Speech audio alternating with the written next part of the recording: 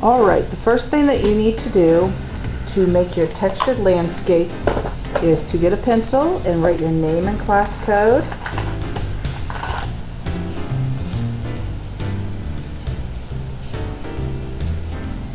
Class code and a circle around the class code. Then what you're going to do is flip it over. You're going to pull it down like a big wave down to the bottom. Hold the edges together. Walk your fingers up like spider fingers and crease the fold. Now you're folding it long ways, okay? So that the fold is the longest. Do not fold it tall ways. Fold it the long ways, okay? So it's a nice long fold. This will be the horizon line, the line where the ground and the sky meet. It means everything under this line needs to be the ground and everything above this line needs to be the sky. And you're going to draw a landscape. Now, when you draw your landscape, you can draw some hills. You can draw a river.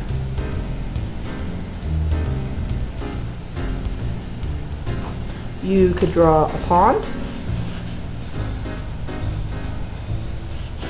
You can draw a tree.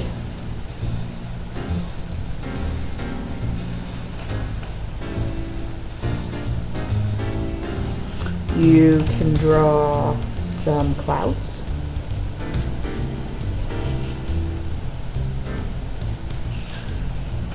You can even draw a sun if you want to.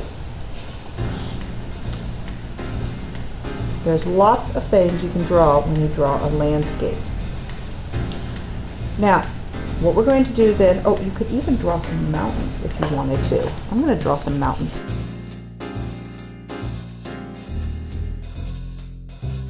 Now, some of my mountains are land and they are going above the horizon line, but that's okay.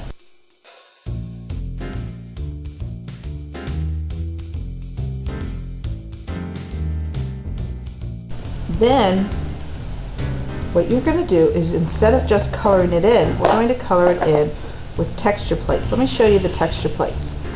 We have plastic texture plates like this. We have texture sheets where they're just pieces of paper that have texture on them. And we have big texture boards, and most of the boards have two sides, two different textures on them. What you're going to do is you're going to take your paper and you're going to put your texture plate under your paper and you're going to color in that area so that it is texture. Now make sure that when you find your crayon, either find one that's already been peeled. I'm going to make sure that this is actually blue. Test the color on the back. Yep, that's blue. And then you're going to peel it so you've just got the side. Hold your paper down really well.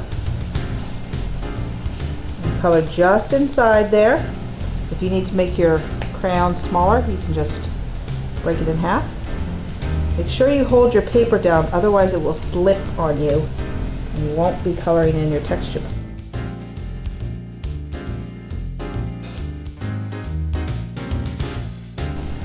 Just like that.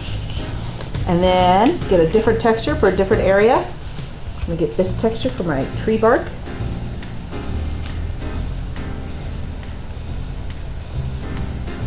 And for my leaves.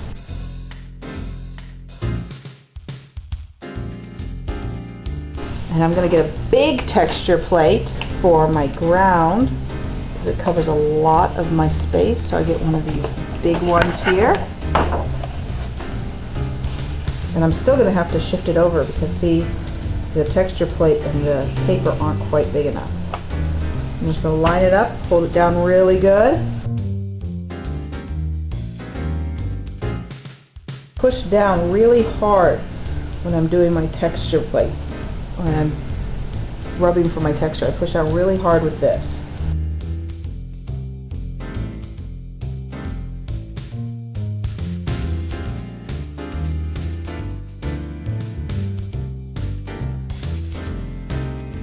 I'm going to shift it over.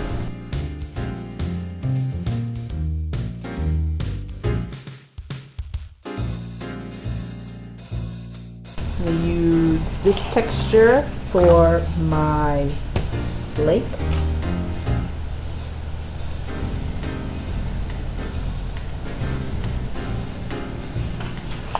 Now, for my mountains, I think I'm going to do my crown a little bit differently. I'm going to get the pencil sharpener, which is attached to the box. Use the big hole. I'm just going to sharpen that crayon up, and I'm going to make sure all of those scraps get thrown in the trash. Now I've got a nice sharp crayon. Put all of these scraps in the trash. We get a texture plate. I'm going to use the side of this to do the rubbing. That way I can get inside those points.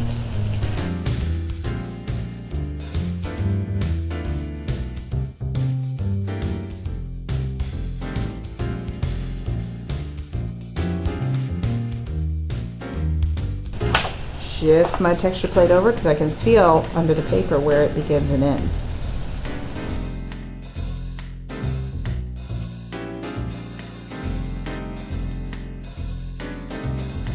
See, I'm not using the point of this crayon, I'm just using the side. Right? I'll get another texture plate for my sky.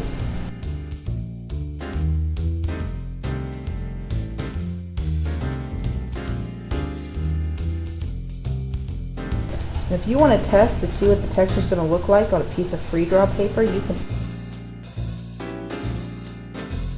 Now, the clouds stay white, so we're just going to leave those white.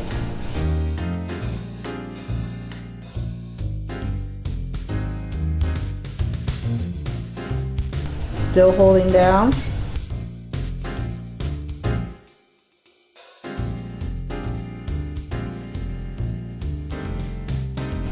And the last one for the sun.